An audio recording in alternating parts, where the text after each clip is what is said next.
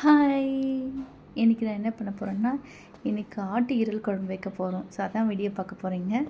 முதல்ல எண்ணெய் ஊற்றிக்கோங்க. ஒரு கடாய் நல்லா சூடுபடுத்திட்டு அதில் தாளிக்கிற பொருள் எல்லாம் போட்டுக்கோங்க.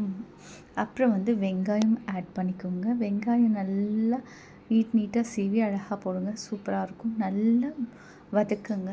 வெங்காயம் நல்லா வதங்கும். நல்லா ப்ரௌனாக வர வரைக்கும் நல்லா வதக்குங்க. லைட் ப்ரௌன் வந்துட்டுருக்கு. ஸோ இது நல்லா ப்ரௌன் கலரில் ஆனதுக்கப்புறம் தக்காளி பழம் போட்டுக்கோங்க. தக்காளி பழமும் நல்லா போட்டு நல்லா வதங்கினதுக்கப்புறம் நல்ல ஒரு மாதிரி கூழ் பகுதியில் அதை நல்லா அப்படி அழகாக வரும். நல்லா ஒரு மாதிரி கூழ் ஆகாத அளவுக்கு வதக்கிடுங்க. வதக்கிட்டு நல்லா ஒரு வாசம், அந்த வெங்காயம் வதங்குற வாசனைலாம் வரும் இல்லையா, அதெல்லாம் நல்லா அப்படியே செம்ம சூப்பராக வாசமல் வரும். அது கூட மஞ்சள்தூள் ஒரு சிட்டிக்கை போட்டுக்கோங்க. போட்டு இன்னும் நல்லா வதக்குங்க. வதக்கிட்டதுக்கப்புறம் கரம் மசாலா, கறி மசாலா, குழம்பு மிளகாய்த்தூள் எல்லாம் ஒரு ஸ்பூன், குழம்பு மிளகாய்த்தூள் மட்டும் 2 ஸ்பூன் போட்டுக்கோங்க. உங்கள் காரத்துக்கு தகுந்த மாதிரி. ஏன்னா நான் பச்சை மிளகாய் போடலை, அதனால நான் மிளகாய்த்தூள் மட்டும்தான் போட்டிருக்கேன். ஓகேங்களா? உங்களுக்கு வேணால் நீங்கள் பச்சை மிளகாய் ஆட் பண்ணிக்கலாம். ஈரல் குழம்பு இப்படி தான் வைக்கணும். அதுக்கு நடுவில் எண்ணெய் நமக்கு தேவையான அளவுக்கு தண்ணி ஊற்றிக்குங்க. ஏன்னா மட்டனை பொறுத்த வரைக்கும் நம்ம எண்ணெய் அதிகமாக யூஸ் பண்ணவே தேவையில்லை. தண்ணி கொஞ்சம் ஊற்றியே வதக்குங்க. அதுவே போதுமானது. திட்டமான எண்ணெய் மட்டும் போட்டுக்கோங்க. ஏன்னா மட்டனில் அதிகமாக எண்ணெய் சேர்க்கக்கூடாது.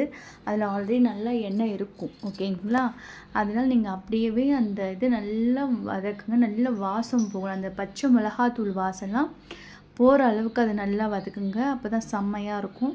கூடவே அந்த வேக வச்சுருந்தோம் இல்லையா, ஈரல் வேக வச்சுருந்த தண்ணி மட்டும் ஊற்றிட்டே வாங்க. ஈரல் வேக வச்ச தண்ணி ஊற்றிட்டு அதிலே வதக்கிட்டே வாங்க. நல்லா மனம் செம்ம சூப்பராக அப்படியே நல்லா அழகாக ஒரு வாசம் செம்மையாக நமக்கு அடிக்கும். அப்படியே அந்த வாசத்துலேயே சாப்பிடலாம் போல் நமக்கு தோணும். ஸோ சொன்னால் நல்லா மனமாக இருக்கும். வேணுங்கிறப்ப கொஞ்சம் கொஞ்சமாக அந்த தண்ணி எடுத்து ஊற்றிக்கோங்கன்னா வேறு எதுவுமே பண்ண வேண்டாம் நீங்கள். அப்புறம் நல்லா அந்த பச்சை வாடெல்லாம் நல்லா போனதுக்கப்புறம் உப்பு போடுங்க. உப்பு, கல் உப்பு தேவையான அளவு ஃபஸ்ட்டே போட்டுடுங்க. ஓகேங்களா? அதுக்கப்புறம் நம்ம பத்தலைன்னா போட்டுக்கலாம். போட்டுட்டு இப்போ ஃபஸ்ட்லாம் எல்லா ஈரலையும் அதில் போட்டுடுங்க. ஆக்சுவலாக ஆட்டு ஈரல் அது சொல்ல மறந்துட்டேன்னு நினைக்கிறேன். ஓகே, ஆட்டு ஈரல் குழம்பு தான் செஞ்சிட்ருக்கேன். பாருங்கள் எப்படி இருக்குன்ட்டு. இது கூடவே அவர் மூளை வேறு வாங்கிட்டு வந்துட்டாராம்.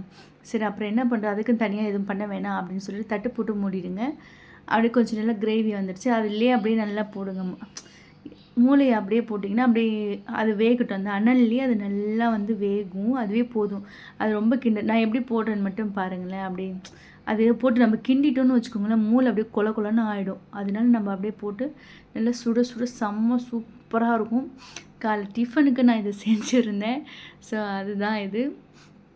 அப்படியே முடிஞ்சிடுச்சு. இப்போ கருவேப்பிலை, கொத்தமல்லி அழகாக மழைச்சாரல் மாதிரி அப்படி தூவி விட்டு நல்லா சுட சுட ஒரு கல் தோசை ஊற்றி அதில் வச்சு சாப்பிட்டு பாருங்கள். செம்மையாக அமிர்தமாக இருக்கும். உங்களுக்கு இந்த குழம்பு பிடிச்சிருந்தா லைக் பண்ணுங்கள், கமெண்ட் பண்ணுங்கள். மறக்காமல் என்னோடய சேனலை சப்ஸ்கிரைப் பண்ணிவிடுங்க. ஓகே, பாய்.